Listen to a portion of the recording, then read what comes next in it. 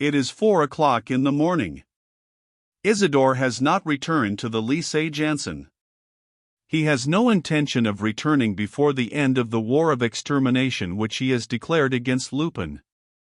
This much he swore to himself under his breath, while his friends drove off with him, all faint and bruised, in a cab. A mad oath. An absurd and illogical war. What can he do, a single, unarmed stripling, against that phenomenon of energy and strength? On which side is he to attack him? He is unassailable. Where to wound him? He is invulnerable. Where to get at him? He is inaccessible. 4 o'clock in the morning. Isidore has again accepted his schoolfellow's hospitality. Standing before the chimney in his bedroom, with his elbows flat on the mantelshelf and his two fists under his chin, he stares at his image in the looking-glass. He is not crying now, he can shed no more tears, nor fling himself about on his bed, nor give way to despair, as he has been doing for the last 2 hours and more. He wants to think and understand. And he does not remove his eyes from those same eyes reflected in the glass, as though he hoped to double his powers of thought by contemplating his pensive image, as though he hoped to find at the back of that mirrored butyrolet the unsolvable solution of what he does not find within himself. He stands thus until 6 o'clock, and, little by little, the question presents itself to his mind with the strictness of an equation, bare and dry and cleared of all the details that complicate and obscure it. Yes, he has made a mistake. Yes, his reading of the document is all wrong. The word aiguille does not point to the castle on the Creuse. Also, the word demoiselles cannot be applied to Raymond de Saint Véran and her cousin, because the text of the document dates back for centuries. Therefore, all must be done over again, from the beginning. How? One piece of evidence alone would be incontestable, the book published under Louis XIV. Now of those 100 copies printed by the person who was presumed to be the man with the iron mask, only 2 escaped the flames. One was purloined by the captain of the guards and lost. The other was kept by Louis XIV, handed down to Louis XV, and burnt by Louis XVI. But a copy of the essential page, the page containing the solution of the problem, or at least a cryptographic solution, was conveyed to Marie Antoinette, who slipped it into the binding of her Book of Hours. What has become of this paper? Is it the one which Beautrelet has held in his hands and which Lupin recovered from him through Bridoux, the magistrate's clerk? Or is it still in Marie Antoinette's Book of Hours? And the question resolves itself into this: what has become of the Queen's Book of Hours? After taking a short rest, Beautrelet consulted his friend's father, an old and experienced collector, who was often called upon officially to give an expert opinion and who had quite lately been invited to advise the director of one of our museums on the drawing up of the catalogue. Marie Antoinette's Book of Hours, he exclaimed. Why, the Queen left it to her waiting woman, with secret instructions to forward it to Count Fersen. After being piously preserved in the Count's family, it has been, for the last 5 years, in a glass case. A glass case? In the Musée Carnavalet, quite simply. When will the museum be open?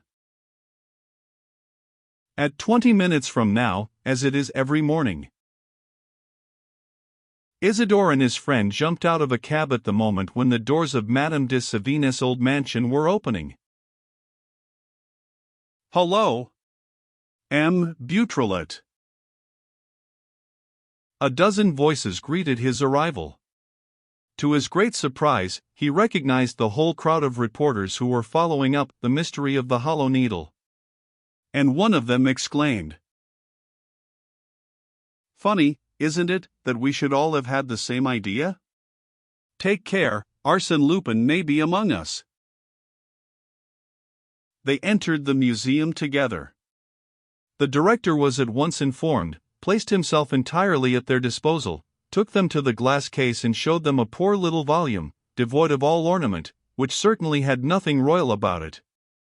Nevertheless, they were overcome by a certain emotion at the sight of this object which the Queen had touched in those tragic days, which her eyes, red with tears, had looked upon, and they dared not take it and hunt through it. It was as though they feared lest they should be guilty of a sacrilege. "Come, M. Beautrelet, it's your business." He took the book with an anxious gesture. The description corresponded with that given by the author of the pamphlet. Outside was a parchment cover, dirty, stained and worn in places, and under it, the real binding, in stiff leather. With what a thrill Beautrelet felt for the hidden pocket! Was it a fairy tale? Or would he find the document written by Louis XVI? And bequeathed by the Queen to her fervent admirer? At the first page, on the upper side of the book, there was no receptacle. "Nothing," he muttered. "Nothing," they echoed, palpitating with excitement. But, at the last page, forcing back the book a little, he at once saw that the parchment was not stuck to the binding. He slipped his fingers in between. There was something, yes, he felt something, a paper. "Oh," he gasped, in an accent almost of pain. "Here, is it possible?" "Quick, quick," they cried. "What are you waiting for?" He drew out a sheet folded in two. "Well, read it, there are words in red ink, look, it might be blood pale, faded blood, read it." He read. "To you, Fersen. For my son. October 16th, 1793. Marie Antoinette." And suddenly Beautrelet gave a cry of stupefaction. Under the Queen's signature there were 2 words, in black ink, underlined with a flourish, 2 words. Arsène Lupin. All, in turns, took the sheet of paper and the same cry escaped from the lips of all of them. Marie Antoinette, Arsène Lupin. A great silence followed. That double signature, those 2 names coupled together, discovered hidden in the Book of Hours, that relic in which the poor Queen's desperate appeal had slumbered for more than a century, that horrible date of the 16th of October, 1793, the day on which the royal head fell, all of this was most dismally and disconcertingly tragic. Arsène Lupin, stammered one of the voices, thus emphasizing the scare that underlay the sight of that demoniacal name at the foot of the hallowed page. "Yes, Arsène Lupin," repeated Beautrelet. The Queen's friend was unable to understand her desperate dying appeal. He lived with the keepsake in his possession which the woman whom he loved had sent him, and he never guessed the reason of that keepsake. Lupin discovered everything, on the other hand, and took it. Took what? The document, of course. The document written by Louis XVI, and it is that which I held in my hands. The same appearance, the same shape, the same red seals. I understand why Lupin would not leave me a document which I could turn to account by merely examining the paper, the seals, and so on. And then? Well, then, since the document is genuine, since I have, with my own eyes, seen the marks of the red seals, since Marie Antoinette herself assures me, by these few words in her hand, that the whole story of the pamphlet, as printed by M. Massabin, is correct, because the problem of the hollow needle really exists, I am now certain to succeed. But how? Whether genuine or not, the document is of no use to you if you do not manage to decipher it, because Louis XVI destroyed the book that gave the explanation. Yes, but the other copy, which King Louis XVI, as captain of the guard, snatched from the flames, was not destroyed. How do you know? Prove the contrary. After uttering this defiance, Beautrelet was silent for a time and then, slowly, with his eyes closed, as though trying to fix and sum up his thoughts, he said, "Possessing the secret, the captain of the guards begins by revealing it bit by bit in the journal found by his descendant. Then comes silence. The answer to the riddle is withheld. Why? Because the temptation to make use of the secret creeps over him little by little and he gives way to it. A proof? His murder. A further proof? The magnificent jewel found upon him, which he must undoubtedly have taken from some royal treasure, the hiding place of which, unknown to all, would just constitute the mystery of the Hollow Needle. Lupin conveyed as much to me. Lupin was not lying." "Then what conclusion do you draw, Beautrelet?" "I draw this conclusion, my friends, that it'd be a good thing to advertise this story as much as possible, so that people may know, through all the papers, that we are looking for a book entitled The Treatise of the Needle. It may be fished out from the back shelves of some provincial library." The paragraph was drawn up forthwith, and Beautrelet set to work at once, without even waiting for it to produce a result.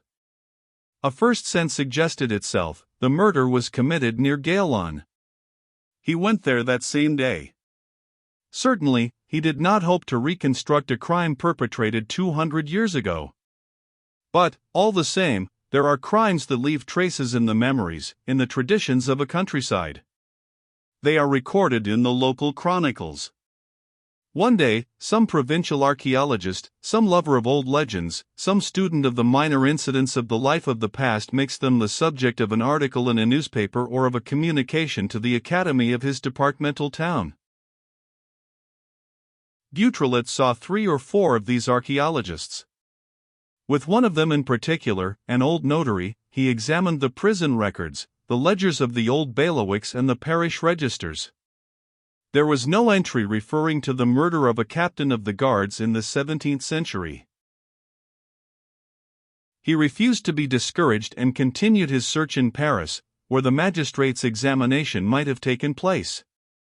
His efforts came to nothing. But the thought of another track sent him off in a fresh direction. Was there no chance of finding out the name of that captain whose descendant served in the armies of the Republic and was quartered in the Temple during the imprisonment of the royal family? By dint of patient working, he ended by making out a list in which 2 names at least presented an almost complete resemblance: M. de Larbeyrie, under Louis XIV, and Citizen Larbeyrie, under the Terror. This already was an important point.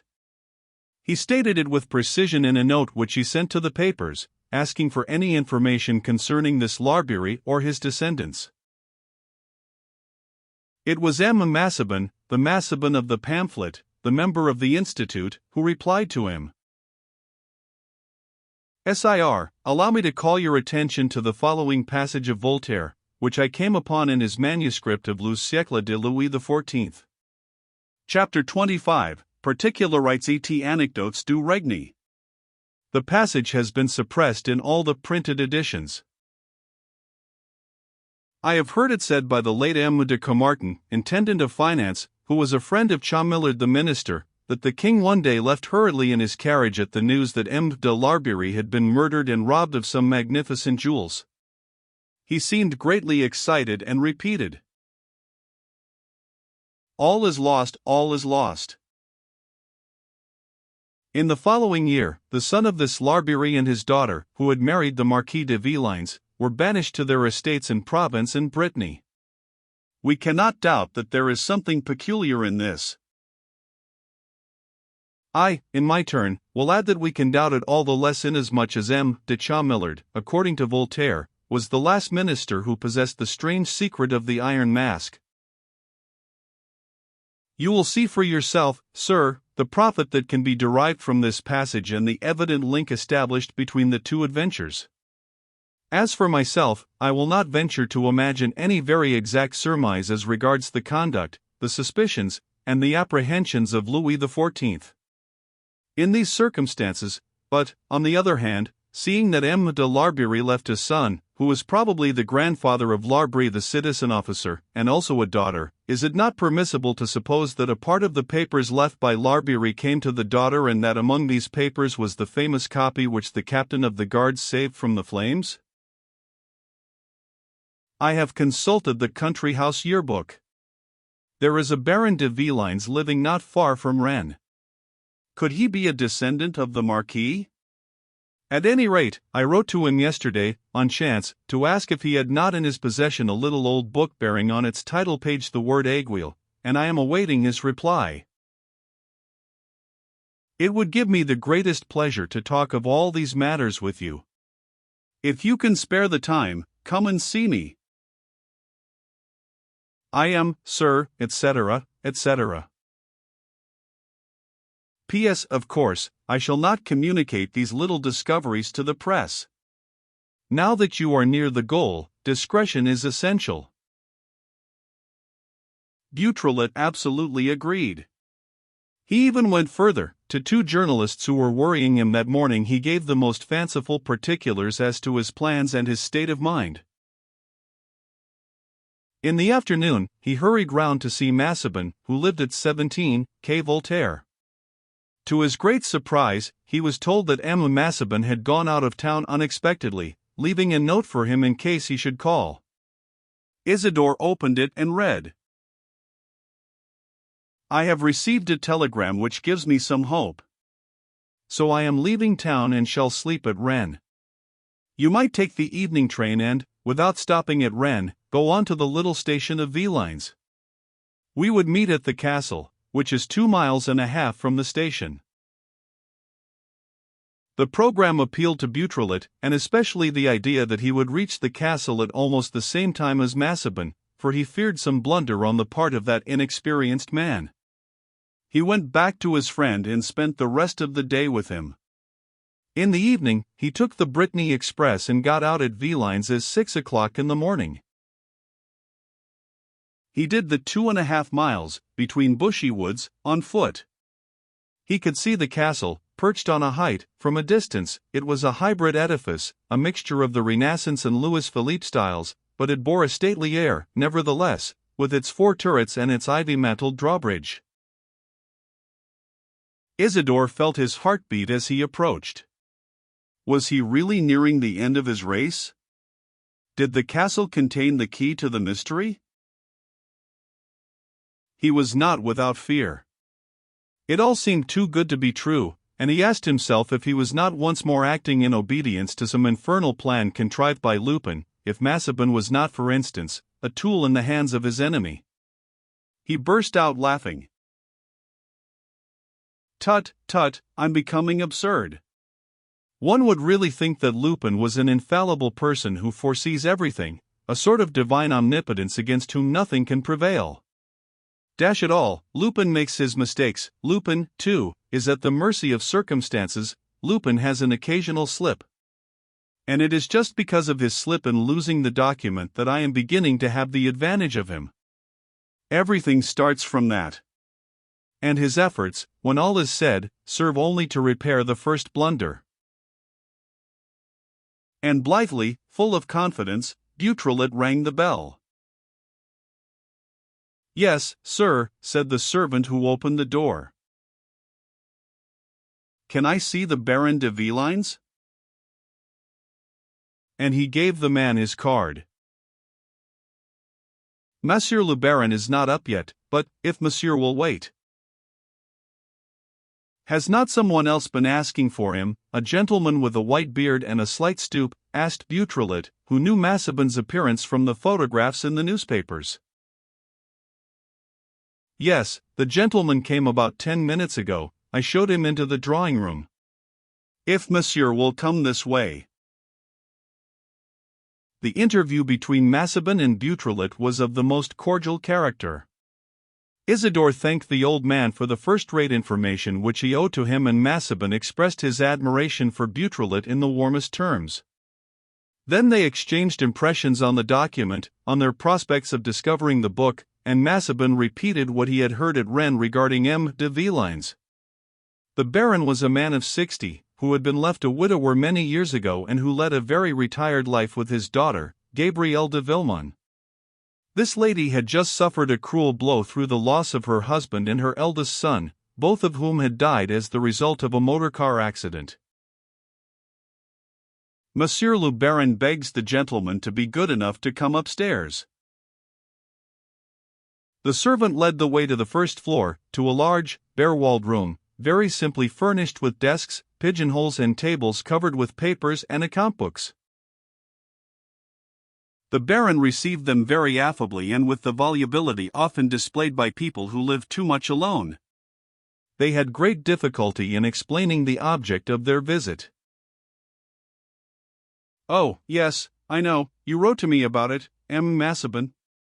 It has something to do with a book about a needle, hasn't it, a book which is supposed to have come down to me from my ancestors?" "Just so. I may as well tell you that my ancestors and I have fallen out. They had funny ideas in those days. I belong to my own time. I have broken with the past." "Yes," said Beautrelet, impatiently, "but have you no recollection of having seen the book?" "Certainly, I said so in my telegram," he exclaimed, addressing Emma Massabin, who, in his annoyance, was walking up and down the room and looking out of the tall windows. "Certainly, or, at least, my daughter thought she had seen the title among the thousands of books that lumber up the library, upstairs, for I don't care about reading myself, I don't even read the papers. My daughter does, sometimes, but only when there is nothing the matter with Georges, her remaining son. As for me, as long as my tenants pay their rents and my leases are kept up. You see my account books, I live in them, gentlemen, and I confess that I know absolutely nothing whatever about that story of which you wrote to me in your letter, M. Massabin." Isidore Beautrelet, nerve shattered at all this talk, interrupted him bluntly. "I beg your pardon, monsieur, but the book. My daughter has looked for it. She looked for it all day yesterday." Well, she found it. She found it a few hours ago, when you arrived." "And where is it?" "Where is it? Why, she put it on that table, there it is, over there." Isidore gave a bound. At one end of the table, on a muddled heap of papers, lay a little book bound in red morocco. He banged his fist down upon it, as though he were forbidding anybody to touch it, and also a little as though he himself dared not take it up. "Well," cried Massabin, greatly excited. "I have it, here it is, we're there at last." "But the title, are you sure?" "Why, of course, look." "Are you convinced? Have we mastered the secret at last?" "The front page, what does the front page say?" "Read, the whole truth now first exhibited. 100 copies printed by myself for the instruction of the court." That's it, muttered Massabin, in a hoarse voice. "It's the copy snatched from the flames. It's the very book which Louis XIV condemned." They turned over the pages. The first part set forth the explanations given by Captain de Larbury in his journal. Get on," said Beautrelet, who was in a hurry to come to the solution. "Get on? What do you mean?" "Not at all. We know that the man with the iron mask was imprisoned because he knew and wished to divulge the secret of the royal house of France. But how did he know it? And why did he wish to divulge it? Lastly, who was that strange personage? A half-brother of Louis XIV, as Voltaire maintained, or Mattioli, the Italian minister, as the modern critics declare? Hang it, those are questions of the very first interest. Later, protested Beautrelet, feverishly turning the pages, as though he feared that the book would fly out of his hands before he had solved the riddle. "But," said Massabin, who doted on historical details, "we have plenty of time afterward, let's see the explanation first." Suddenly Beautrelet stopped. The document! In the middle of a left-hand page, his eyes saw the 5 mysterious lines of dots and figures. He made sure, with a glance, that the text was identical with that which he had studied so long, the same arrangement of the signs, the same intervals that permitted of the isolation of the word demoiselles and the separation of the 2 words aiguille and creuse. A short note preceded it. All the necessary indications, it appears, were reduced by King Louis XIII. Into a little table which I transcribe below. Here followed the table of dots and figures. Then came the explanation of the document itself. Beautrelet read, in a broken voice. As will be seen, this table, even after we have changed the figures into vowels, affords no light. One might say that, in order to decipher the puzzle, we must first know it. It is, at most, a clue given to those who know the paths of the labyrinth. Let us take this clue and proceed. I will guide you. The 4th line first. The 4th line contains measurements and indications.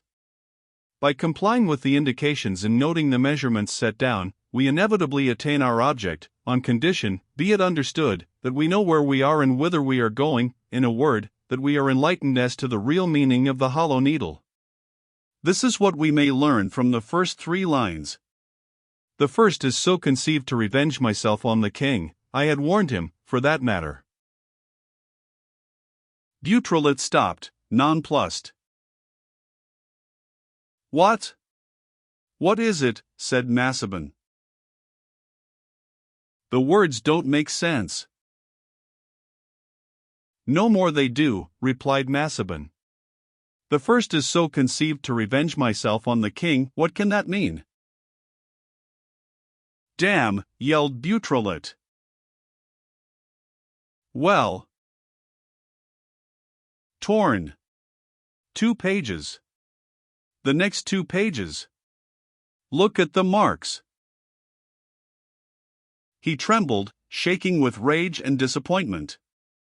Massabin bent forward. It is true, there are the ends of 2 pages left, like bookbinders' guards. The marks seem pretty fresh. They've not been cut, but torn out with violence.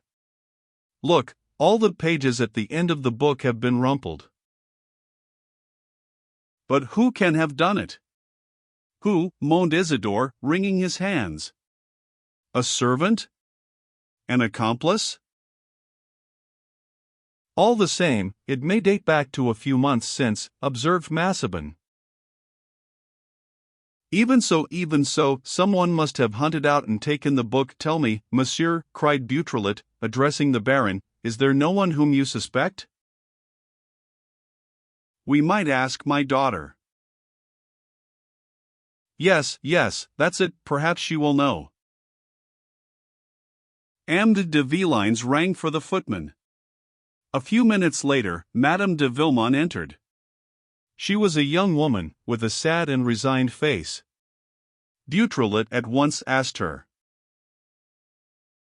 You found this volume upstairs, madame, in the library? Yes, in a parcel of books that had not been uncorded. And you read it? Yes, last night. When you read it, were those 2 pages missing? Try and remember, the 2 pages following this table of figures and dots? No, certainly not, she said, greatly astonished. There was no page missing at all. Still, somebody has torn. But the book did not leave my room last night. And this morning? This morning, I brought it down here myself, when M. Massabin's arrival was announced. Then? Well, I don't understand unless, but no. What? Georgia, my son, this morning, George was playing with the book. She ran out headlong, accompanied by Beautrelet, Massabin, and the Baron. The child was not in his room. They hunted in every direction. At last, they found him playing behind the castle. But those three people seemed so excited and called him so peremptorily to account that he began to yell aloud. Everybody ran about to right and left. The servants were questioned. It was an indescribable tumult. And Beautrelet received the awful impression that the truth was ebbing away from him, like water trickling through his fingers. He made an effort to recover himself, took Madame de Villemin's arm, and, followed by the Baron and Massabin, led her back to the drawing-room and said, "The book is incomplete." "Very well. There are 2 pages torn out, but you read them, did you not, madam?" "Yes." "You know what they contained?" "Yes." "Could you repeat it to us?" "Certainly." I read the book with a great deal of curiosity, but those 2 pages struck me in particular because the revelations were so very interesting. "Well, then, speak, madam, speak, I implore you." "Those revelations are of exceptional importance." "Speak, I beg of you, minutes lost are never recovered." "The hollow needle." "Oh, it's quite simple. The hollow needle means—" At that moment, a footman entered the room. "A letter for madam." "Oh, but the postman has passed." "A boy brought it." Madame de Villemin opened the letter, read it, and put her hand to her heart, turning suddenly livid and terrified, ready to faint. The paper had slipped to the floor. Beautrelet picked it up and, without troubling to apologize, read. "Not a word. If you say a word, your son will never wake again." My son," she stammered, too weak even to go to the assistance of the threatened child. Beautrelet reassured her. "It is not serious, it's a joke. Come, who could be interested?" "Unless," suggested Massabin, "it was Arsène Lupin." Beautrelet made him a sign to hold his tongue. He knew quite well, of course, that the enemy was there, once more, watchful and determined, and that was just why he wanted to tear from Madame de Villemin the decisive words, so long awaited, and to tear them from her on the spot, that very moment. "I beseech you, madam, compose yourself. We are all here. There is not the least danger." Would she speak? He thought so, he hoped so. She stammered out a few syllables. But the door opened again. This time, the nurse entered. She seemed distraught.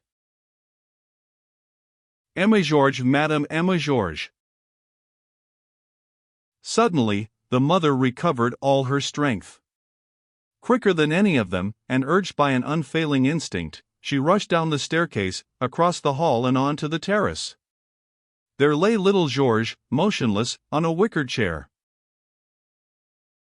"Well, what is it?" "He's asleep."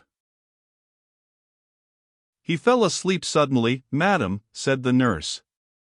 "I tried to prevent him, to carry him to his room.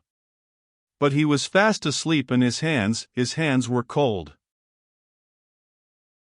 "Cold?" gasped the mother. "Yes, it's true. Oh dear, if he only wakes up." Beautrelet put his hand in his trousers pocket, seized the butt of his revolver, cocked it with his forefinger, then suddenly produced the weapon and fired at Massabin. Massabin, as though he were watching the boy's movements, had avoided the shot, so to speak, in advance. But already Beautrelet had sprung upon him, shouting to the servants. "Help! It's Lupin!" Massabin, under the weight of the impact, fell back into one of the wicker chairs. In a few seconds, he rose, leaving Beautrelet stunned, choking, and holding the young man's revolver in his hands. "Good, that's all right, don't stir, you'll be like that for 2 or 3 minutes, no more. But, upon my word, you took your time to recognize me. Was my makeup as old Massabin so good as all that?" He was now standing straight up on his legs, his body squared, in a formidable attitude, and he grinned as he looked at the 3 petrified footmen and the dumbfounded Baron. "Isidore, you've missed the chance of a lifetime. If you hadn't told them I was Lupin, they'd have jumped on me. And, with fellows like that, what would have become of me, by Jove, with 4 to 1 against me?" He walked up to them. "Come, my lads, don't be afraid, I shan't hurt you. Wouldn't you like a sugar stick apiece to screw your courage up? Oh, you, by the way, hand me back my 100-franc note, will you? Yes, I know you. You're the one I bribed just now to give the letter to your mistress. Come hurry, you faithless servant." He took the blue banknote which the servant handed him and tore it into tiny shreds. "The price of treachery. It burns my fingers." He took off his hat and, bowing very low before Madame de Villemon. "Will you forgive me, madame? The accidents of life, of mine especially, often drive one to acts of cruelty for which I am the first to blush. But have no fear for your son, it's a mere prick, a little puncture in the arm which I gave him while we were questioning him. In an hour, at the most, you won't know that it happened. Once more, all my apologies. But I had to make sure of your silence." He bowed again, thanked M. de Villines for his kind hospitality, took his cane, lit a cigarette, offered one to the Baron, gave a circular sweep with his hat and, in a patronizing tone, said to Beautrelet, "Goodbye, baby." And he walked away quietly, puffing the smoke of his cigarette into the servants' faces. Beautrelet waited for a few minutes. Madame de Villemon, now calmer, was watching by her son. He went up to her, with the intention of making one last appeal to her. Their eyes met. He said nothing. He had understood that she would never speak now, whatever happened. There, once more, in that mother's brain, the secret of the Hollow Needle lay buried as deeply as in the night of the past. Then he gave up and went away. It was 10:30. There was a train at 11:50. He slowly followed the avenue in the park and turned into the road that led to the station. Well, what do you say to that? It was Massabin, or rather Lupin, who appeared out of the wood adjoining the road. Was it pretty well contrived, or was it not? Is your old friend great on the tightrope, or is he not? I'm sure that you haven't got over it, and that you're asking yourself whether the so-called Massabin, member of the Academy of Inscriptions and Belles Lettres, ever existed. But, of course, he exists. I'll even show him to you, if you're good. But, first, let me give you back your revolver. You're looking to see if it's loaded? Certainly, my lad. There are 5 charges left, one of which would be enough to send me ad patres to, well, so you're putting it in your pocket? Quite right. I prefer that to what you did up there, a nasty little impulse, that, of yours. Still, you're young, you suddenly see, in a flash, that you've once more been done by that confounded Lupin and that he is standing there in front of you, at 3 steps from you, and bang. You fire. I'm not angry with you, bless your little heart. To prove it, I offer you a seat in my 100 HP car. Will that suit you? He put his fingers to his mouth and whistled. The contrast was delicious between the venerable appearance of this elderly Massabin and the schoolboy ways and accent which Lupin was putting on. Beautrelet could not help laughing. "He's laughed! He's laughed!" cried Lupin, jumping for joy. "You see, baby, what you fall short in is the power of smiling. You're a trifle serious for your age. You're a very likable boy, you have a charming candor and simplicity, but you have no sense of humor." He placed himself in front of him. "Look here, bet you I make you cry. Do you know how I was able to follow up all your inquiry, how I knew of the letter Massabin wrote you and his appointment to meet you this morning at the Château de Villines? Through the prattle of your friend, the one you're staying with. You confide in that idiot and he loses no time, but goes and tells everything to his best girl.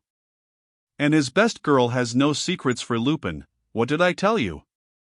I've made you feel, anyhow, your eyes are quite wet, friendship betrayed, that upsets you, eh?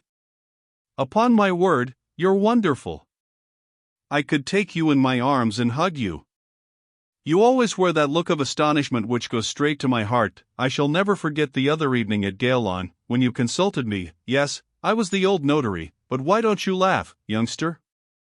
As I said, you have no sense of a joke. Look here, what you want is, what shall I call it, imagination, imaginative impulse. Now, I'm full of imaginative impulse." A motor was heard panting not far off. Lupin seized Beautrelet roughly by the arm and in a cold voice, looking him straight in the eyes. "You're going to keep quiet now, aren't you? You can see there's nothing to be done. Then what's the use of wasting your time and energy? There are plenty of highway robbers in the world. Run after them and let me be. If not, it's settled, isn't it?" He shook him as though to enforce his will upon him. Then he grinned. "Fool that I am! You leave me alone? You're not one of those who let go. Oh, I don't know what restrains me. In half a dozen turns of the wrist, I could have you bound and gagged, and, in 2 hours, safe under lock and key, for some months to come.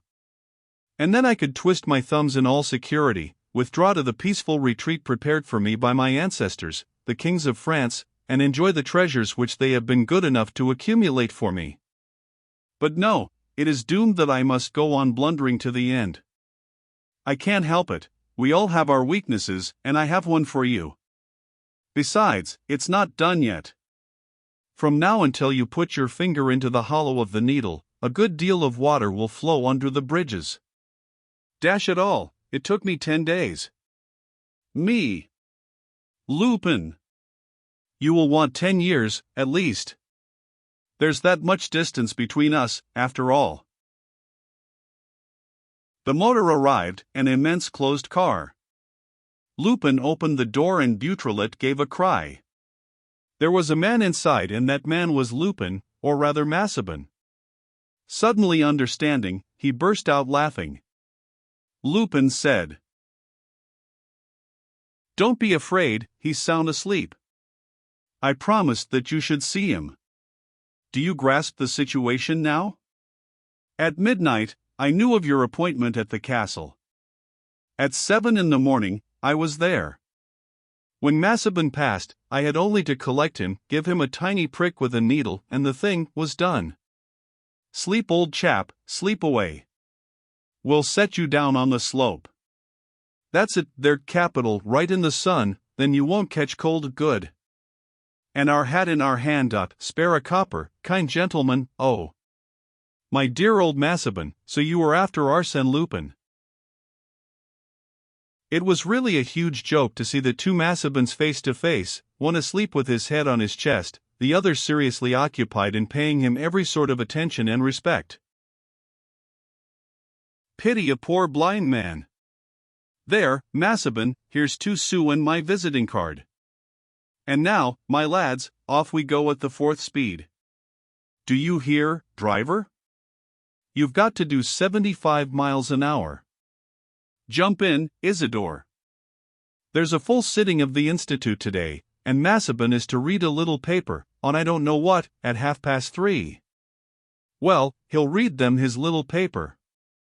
I'll dish them up a complete Massabin, more real than the real one, with my own ideas, on the lacustrine inscriptions. I don't have an opportunity of lecturing at the Institute every day. Faster, chauffeur, we're only doing 71.5, are you afraid? Remember you're with Lupin, Isidore, and then people say that life is monotonous. Why, life's an adorable thing, my boy, only one has to know, and I know. Wasn't it enough to make a man jump out of his skin for joy, just now, at the castle, when you were chattering with old Velines and I, up against the window, was tearing out the pages of the historic book? And then, when you were questioning the Dame de Villemont about the Hollow Needle. Would she speak? Yes, she would. No, she wouldn't. Yes, no. It gave me gooseflesh, I assure you. If she spoke, I should have to build up my life anew. The whole scaffolding was destroyed. Would the footman come in time?